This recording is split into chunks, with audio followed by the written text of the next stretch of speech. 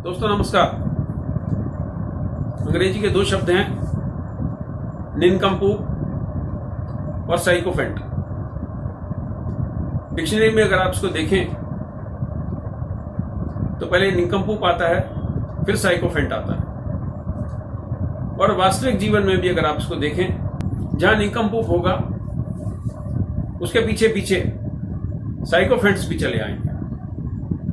निनकम्पूप का तात्पर्य होता है निकम्मा या निकृष्ट, और साइकोफेंट्स का तात्पर्य होता है चापलूस या चमचे।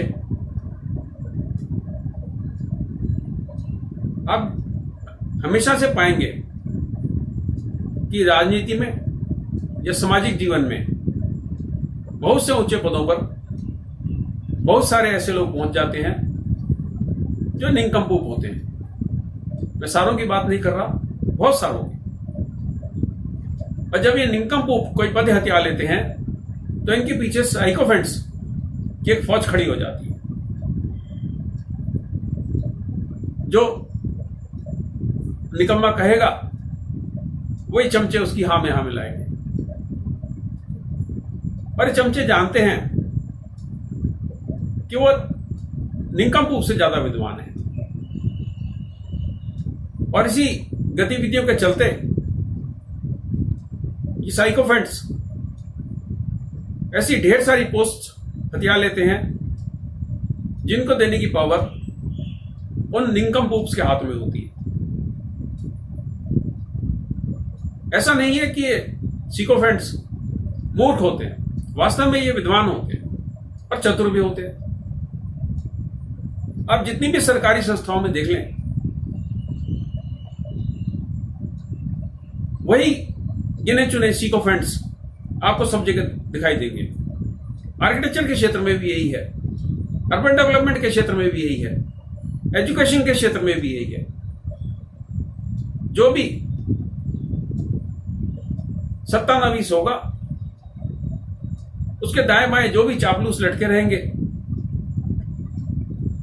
वो एजुकेशनल इंस्टीट्यूट्स में एडवाइजर के पद पे चले जाएंगे, एकेडमिक काउंसिल में चले जाएंगे,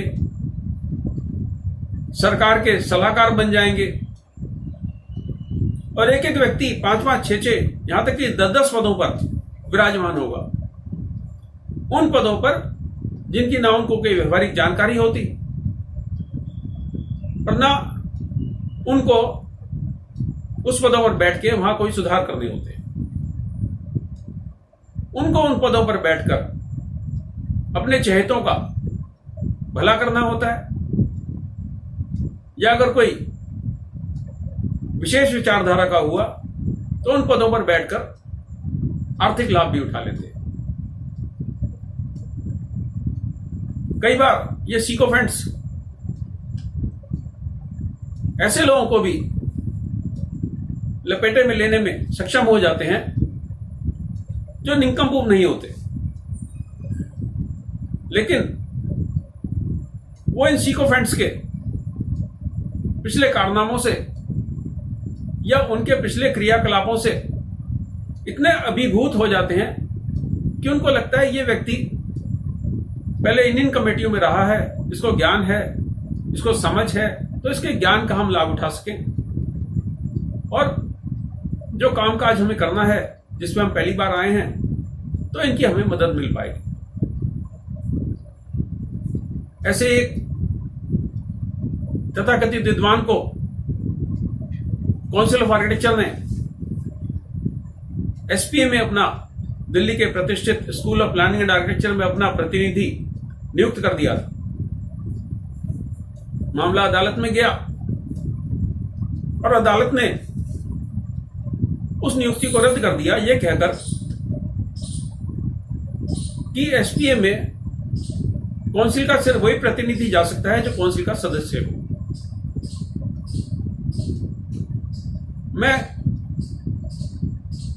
जब विस्तार में जाता हूं तो मैं देखता हूं जगह जगह एजुकेशन कमिटीज पे, एकेडमिक काउंसिल पे इस तरह के लोग बैठे हैं जिन्होंने ना तो आर्किटेक्चर के क्षेत्र में कुछ करा है, ना एजुकेशन के क्षेत्र में। by virtue of their chaplaincy, These people are continuously being appointed in various committees. बड़ा अचरज होता है इस बात पर कि हमारे देश के सीनियर आर्किटेक्ट्स अपने काम में इतना मगन है कि उनको जरा सी भी इस बात की चिंता नहीं है कि आर्किटेक्चर प्रोफेशन में प्रवेश रखने वाले फ्यूचर आर्किटेक्ट्स का क्या हो रहा है और क्या होगा। सिविल इंजीनियरिंग एसोसिएशन ने अपने पत्र में मिनिस्ट्री को लिखा है कि 20 लाख से ज्यादा सिविल इंजीनियर्स बेरोजगार हो जाएंगे अगर आर्किटेक्चर सर्विसेज पे आर्किटेक्ट्स का एकाधिकार हो गया। जब आर्किटेक्ट एक्ट बना था तो देश में मुश्किल से 2,500-3 हजार आर्किटेक्ट्स थे और 50-60 हजार सिविल इंजीनियर्स। कालांतर में बढ़ते बढ़ते आर्किटेक्ट्स की संख्या 1 लाख हो गई और सिविल इंजीनियर्स की 20 लाख। और लगातार सिविल इंजीनियर्स को विभिन्न डेवलपमेंट अथॉरिटीज ने, विभिन्न म्यूनिसिपल कमेटीज ने नक्शे पास कराने का लाइसेंस दे दिया। बड़े आर्किटेक्ट्स ने कभी इस बात की चिंता नहीं करी कि अगर हमने इस चीज का विरोध नहीं करा तो आगे जाके परेशानी खड़ी होगी। और जो परेशानी आज खड़ी हुई है, अब किसी भी प्रकार से आप आर्किटेक्ट्स एक्ट में इस तरीके का अमेंडमेंट नहीं कर पाएंगे जिससे 20 लाख सिविल इंजीनियर्स बेरोजगार हो जाए। आर्किटेक्ट्स एक्ट में अमेंडमेंट के लिए जितनी बार भी कमेटियां बनी, इन कमेटियों में वही लोग बैठे, वही लोग सदस्य बने जो किसी तरीके से येन केन प्रकरेन इन कमेटियों में घुसने में कामयाब हुए।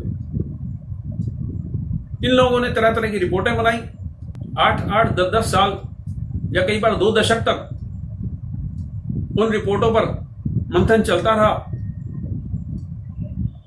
और 1972 के बाद से आर्किटेक्ट्स एक्ट में आज तक कोई अमेंडमेंट नहीं हुआ। दोस्तों, बहुत जरूरी है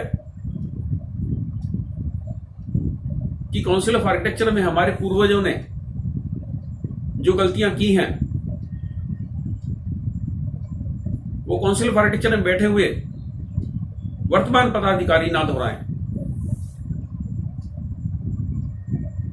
एक टीम का कार्यकाल तकरीबन 2.5-3 साल रहता है और तकरीबन 1 साल उसको कामकाज समझने में लग जाता है। बहुत जरूरी है कि देश भर में काउंसिल ऑफ आर्किटेक्चर अपने दफ्तर खोले, वहां की समस्याएं वहां का अध्यक्ष निपटाए, राष्ट्रीय समस्याएं नेशनल प्रेसिडेंट निपटाए और फर्जी आर्किटेक्ट्स के मामलों में, आर्किटेक्ट्स के शोषण के मामले में, आर्किटेक्ट्स के हैरेसमेंट के मामले में लोकल लेवल पर उसका निपटारा किया जाए। दोस्तों, मैं YouTube के माध्यम से लगातार आपसे संपर्क में हूं और बहुत जल्दी ही एक ई-मैगजीन मैं शुरू करने वाला हूं।